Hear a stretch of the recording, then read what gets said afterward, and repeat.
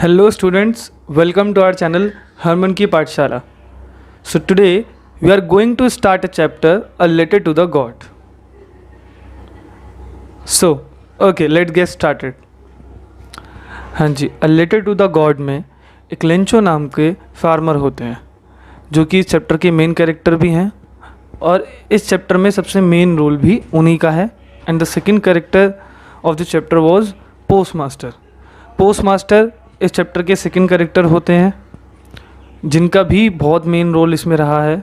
जैसा कि आप देख सकते हैं स्क्रीन पर कि एक मैप हम लोगों ने प्रिपेयर किया है स्टूडेंट्स. एंड इस मैप से you will get your every answer whatever you want to get from this chapter. So you will never be face any problem. And ये आपको एज अ रिविजन नोट्स भी work आपको कर सकता है. आगे एक लेंचो नाम के फार्मर होते हैं जो कि क्रॉपिंग करते हैं हर साल. And as you know about the farmer कि एक फार्मर पूरे साल जो क्रॉपिंग करते हैं उनको पूरे साल में एक बार पे आउट मिलता है. एंड एज यू नो कि लेंचो भी एक फार्मर थे, तो जब वो क्रॉपिंग करते थे तो वो पूरे साल क्रॉपिंग करते थे और पूरे साल खेती करते थे और उनको एक बार उसका पे आउट मिलता था किसी प्राइवेट कंपनी से या गवर्नमेंट से, जो भी हम अज्यूम कर सकते हैं. चैप्टर में नहीं दिया हुआ है पर्टिकुलरली. सो इसके बाद क्या होता है सर? हाँ जी, अब इसके बाद क्या होता है स्टूडेंट्स कि लेंचो का गॉड पर इमेंस फेथ होता है. आप जानते हैं कि फार्मर्स की लाइफ जो होती है, अच्छा भाई अगर मैं ये कहूँ कि भाई फार्मर्स की लाइफ सबसे ज़्यादा किस चीज़ पे डिपेंड होती है? सबसे ज़्यादा उनकी चीज़ें नेचुरल रिसोर्सेज पे डिपेंड होती है. बिकॉज अगर कोई फार्मर, कोई किसान खेती कर रहा है, क्रॉपिंग कर रहा है, तो उसको बारिश की भी ज़रूरत होती है क्योंकि उसको पानी की एक हाई क्वांटिटी की ज़रूरत होती है. और हर फार्मर या मोस्ट ऑफ द फार्मर्स के पास इतना पैसा नहीं होता है कि वो इतना पानी अरेंज कर पाएँ. इसीलिए वो हमेशा नेचुरल रिसोर्सेज पे डिपेंड होते हैं.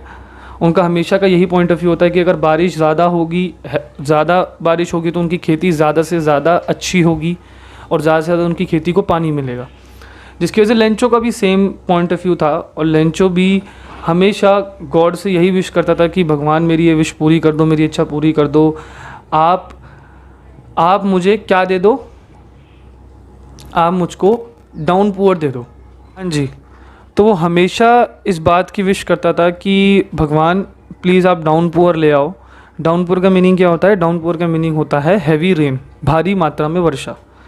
तो हमेशा भगवान से विश करता था कि भगवान प्लीज़ आप एक बार बारिश ले आओ, एक बार ही हैवी रेन दे दो जिससे कि मेरी क्रॉपिंग बहुत अच्छी से अच्छी हो जाए और मुझको उसका अच्छे से अच्छा पे आउट मिल सके. एंड इसी की आशा में वो भगवान से विश करता है और उसके इमेंस फेथ की वजह से, मतलब कि उसके अंधविश्वास, इमेंस फेथ का मीनिंग होता है अंधविश्वास, उसके अंधविश्वास की वजह से उसको ये लगता है कि भगवान उसकी ये विश जल्दी से जल्दी पूरी कर देंगे.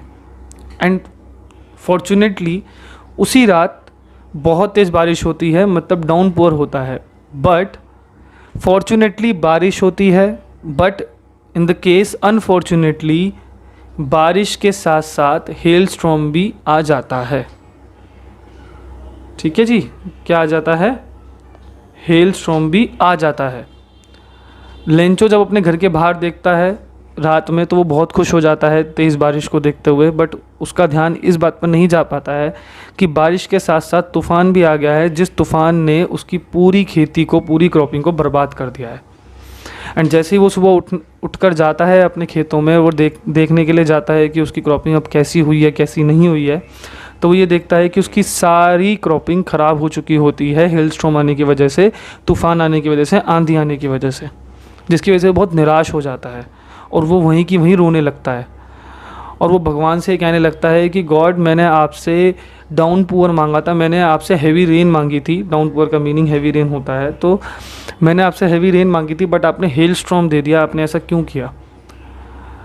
And that was a time he thought in his mind that he just really survive to live with his family. Even उसका सर्वाइव भी करना बहुत मुश्किल हो जाता है उसकी फैमिली के साथ, क्योंकि एज़ वी नो फार्मर्स की लाइफ में एक सर्कल होता है कि जैसे कि वो पूरे साल खेती करते हैं और पूरे साल खेती करने के बाद जो उनको पे आउट होता है फिर वो उससे अपने पूरे साल का खर्चा चलाते हैं.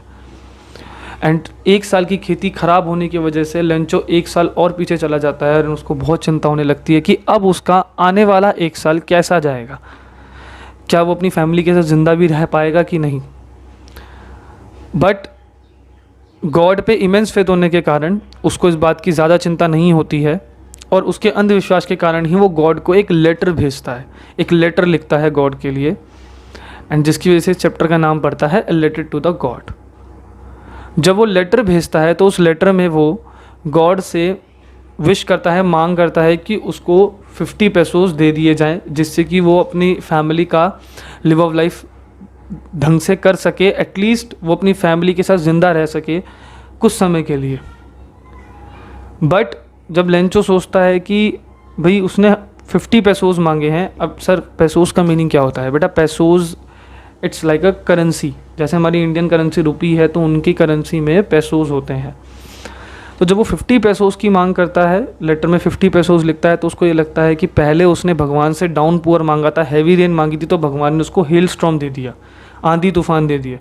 तो अगर वो भगवान से ज़्यादा पैसों की मांग करता है तो भगवान उसको उसका भी 2 गुना दे देगा, जिसकी वजह से वो 50 पैसोस की जगह पर 100 पैसोस की मांग करता है। ठीक है, जिसकी वजह से वो 50 पैसोस की जगह पे 100 पैसोस की मांग करता है।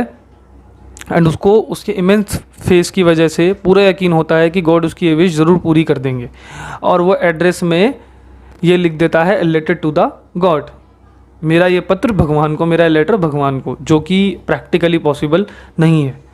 और जब वो पोस्ट ऑफिस जाता है और पोस्ट मास्टर को वो लेटर दिखाता है तो पोस्ट मास्टर पूछते हैं उससे कि आपको ये लेटर कहाँ भेजना है, तुमको लेटर कहाँ भेजना है मुझे बताओ, मैं फिर वहाँ पे पोस्ट कर देंगे। तो जब वो कहता है कि ये लेटर मैंने भगवान के लिए लिखा है, मुझे भगवान को भेजना है, ये सुनते ही पोस्ट मास्टर और पोस्ट ऑफिस के सारे एम्प्लॉयज़ हंसने लगते हैं, उसका मजाक उड़ाने लगते हैं, जिसकी वजह से लेंचो बहुत उदास हो जाता है, डीमोटिवेट हो जाता है, और लेंचो उसको अपनी सारी कहानी इमोशनली होकर सुना देता है पोस्ट मास्टर को कि मेरे साथ ऐसा ऐसा हुआ है और मुझे भगवान पे पूरा भरोसा है, मुझे भगवान पे इमेंस फेथ है कि भगवान मेरे साथ कुछ गलत नहीं होने देंगे और वो मेरी हेल्प ज़रूर करेंगे। पोस्ट मास्टर ये सुनते ही इमोशनल हो जाते हैं और उनको ये लगता है कि हाँ जेन्युइनली इसके पास कोई भी नहीं है, इसीलिए इसके भगवान का इमेंस फेथ होने के कारण इसने भगवान को लेटर तक लिख दिया है, जो प्रैक्टिकली पॉसिबल नहीं है। बट पोस्ट ऑफिस के एम्प्लॉयज़ को ये बात पता नहीं होती है, जिसकी वजह से वो लेंचो के जाने के बाद भी उसका मजाक उड़ाते हैं।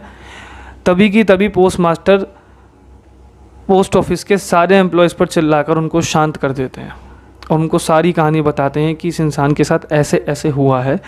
And that was a time post master ये डिसाइड करते हैं कि अब वो लेंचो की मदद करेंगे, क्योंकि वो लेंचो का इमेंस फेथ गॉड पे से नहीं उठने देंगे, क्योंकि ये बात पोस्ट मास्टर को पता होती कि अगर इसको ये पता लग गया कि भगवान भी इसकी मदद नहीं कर सकते हैं, गॉड भी इसकी मदद नहीं कर सकते हैं और गॉड पे विश्वास करना इसका गलत है, तो फिर ये आगे किसी पे भी विश्वास नहीं कर पाएगा। और ये भी हो सकता है कि इस बात के दबाव में आके, इस बात से डिप्रेस होके ये कोई गलत कदम भी उठा ले। इसलिए पोस्ट मास्टर ये फैसला करते हैं, डिसाइड करते हैं कि वो उसकी हेल्प करेंगे, वो अपनी सैलरी में से कुछ पैसों देंगे और बाकी वो पोस्ट ऑफिस के एम्प्लॉयज़ से रिक्वेस्ट करेंगे कि पोस्ट ऑफिस के एम्प्लॉयज़ भी कुछ कुछ कंट्रीब्यूशन देकर उसकी हेल्प करें। अब जब पोस्ट मास्टर देखते हैं कि उनके पास कितने पैसों है, तो पोस्ट मास्टर के पास 35 पैसों मिलते हैं, जो कि वो अपनी सैलरी में से निकालते हैं। एंड बाकी वो पोस्ट ऑफिस के और लोगों से रिक्वेस्ट करते हैं, एंड पोस्ट ऑफिस के और लोग भी सारी कहानी सुनकर फटाफट अपना कंट्रीब्यूशन दे देते हैं और कंट्रीब्यूशन होकर टोटल 70 पैसों कलेक्ट हो पाते हैं। कितने जी? 70 पैसों। तो कितने कलेक्शन हो पाती है? 70 पैसों की। और तब पोस्ट मास्टर ये सोचते हैं कि इसने मांग तो 100 पैसों की करी है, बट अगर हम इसको 70 पैसों भी दे दें तो एटलीस्ट इसकी फैमिली का सर्वाइवल बहुत ईजी हो जाएगा, ये पूरे साल अपनी फैमिली को अच्छे से पाल पाएगा और इसको आगे जाके एटलीस्ट लिविंग में दिक्कत नहीं होगी। इसकी वजह से वो 70 पैसों लेटर में डालकर गॉड की तरफ से एक लेटर भेज देते हैं कि लेंचो ये मेरी तरफ से हेल्प है, एंड नीचे लिख दे, और नीचे वो गॉड के साइन कर देते हैं। ठीक है, वो नीचे अपना नाम नहीं लिखते हैं क्योंकि पोस्ट मास्टर को ये चीज़ मंजूर नहीं होती है कि लेंचो को गलती से भी ये पता लग जाए कि उसकी हेल्प गॉड ने नहीं, पोस्ट मास्टर ने करी है। एंड उसके बाद जब वो उसके घर पर वो लेटर दे देते हैं तो लेंचो लेटर देखते ही बहुत खुश हो जाता है, और खुशी खुशी में जब वो लेटर खोल कर देखता है तो वो एकदम से निराश हो जाता है, क्योंकि उसको लेटर में 70 पेसोज मिलते हैं 100 पेसोज की जगह पर। और उसको एकदम गुस्सा आने लगता है, क्योंकि वो ये सोचने लगता है कि जो बाकी 30 पेसोज है वो पोस्ट मास्टर ने चुरा लिए हैं, या पोस्ट ऑफिस के लोग और पोस्ट मास्टर मिलकर उन पैसों को खा गए हैं। जिसकी वजह से लेंचो गुस्से में आकर एक गॉड को एक और लेटर लिख डालता है, जिसमें वो अपनी रिमेनिंग अमाउंट मतलब 30 पेसोज की मांग दोबारा करता है, और वो उसी लेटर को लेकर दोबारा पोस्ट ऑफिस पहुंच जाता है। और जब वो दोबारा पोस्ट ऑफिस पहुंचता है, दोबारा पोस्ट ऑफिस पहुंचने के बाद वो दोबारा उसको लेटर देता है, और जब पोस्ट मास्टर पूछते हैं कि ये कौन सा लेटर है, तो वो कहते हैं कि मेरी रिमेनिंग अमाउंट है ये, और मुझे पता है कि शायद मेरे साथ कोई गड़बड़ हुई है, तो गॉड मेरी इस बार ज़रूर सुनेंगे और वो बचे हुए 30 पेसोज मुझे ज़रूर देंगे। ये बात कहते ही लेंचो वहाँ से चला जाता है, और पोस्ट मास्टर को ये बात सुनते ही बहुत गुस्सा आता है। पोस्ट मास्टर ये सोचने लगते हैं कि यार ये इंसान तो बहुत लालची है, इसको 70 पेसोज मिलने के बाद भी ये नहीं लगा कि चलो एटलीस्ट गॉड ने 70 पेसोज की मदद तो करी, लिविंग ऑफ लाइफ की हेल्प तो करी, इसको 30 पेसोज भी ऊपर से चाहिए। ये बात सोचते ही पोस्ट मास्टर को भी गुस्सा आ जाता है, और पोस्ट मास्टर फटाफट उसके घर पर चले जाते हैं और उसको सारी कहानी बता देते हैं कि ऐसे ऐसे ऐसे हुआ था, और इस तरीके से पोस्ट मास्टर ने लेंचो की हेल्प करी। लेंचो ये सुनते ही रोने लगता है, और वो पूरा टूट जाता है, वीक पड़ जाता है, और वो पोस्ट मास्टर से माफ़ी मांगता है कि मुझे माफ़ कर दीजिए, मुझे नहीं पता था।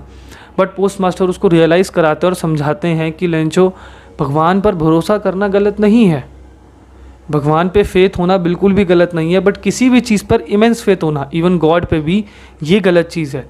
आज तुमने कुछ पैसों की मांग करी है, अगर मैं तुम्हारी ये मांग पूरी कर देता, जो कि मेरे पास नहीं थे, बट इफ़ इन केस पूरी हो जाती, तो कल तुम कुछ और मांगते, कल तुम घर मांगते या कुछ और मांगते, जिसकी वजह से तुम्हारा यह अंधविश्वास बढ़ता चला जाता, और जिसकी वजह से तुम गलत रास्ते पे भी चले जाते। बट इसलिए तुम्हें ये बताना ज़रूरी था कि ये हेल्प भी गॉड के थ्रू ही हुई है। पोस्ट मास्टर उसको ये चीज़ समझाते हैं कि मेरा तुमको पैसे देना, एम्प्लॉयज़ का तुम्हें हेल्प करना, ये भी है गॉड की मर्ज़ी ही है, बट गॉड ने हमारे थ्रू ये काम इसीलिए कराया है क्योंकि वो भी ये बात चाहते हैं, वो भी इस बात का मैसेज देना चाहते हैं कि इमेंस फेथ होना गलत होता है, अंधविश्वास होना गलत होता है।